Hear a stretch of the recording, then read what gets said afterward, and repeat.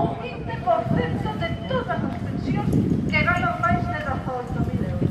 Todos os demais non teñen ningún tipo de IRPF, porque a maior parte dos políticos que heredan despois de 2, 3, 4, 10 anos de estar aí dormindo, dormindo, despois, en fin, queremos un plan de pensións digno, público, porque pensións privadas beneficia a quen poda forrar paelas que non son precisamente os nosos.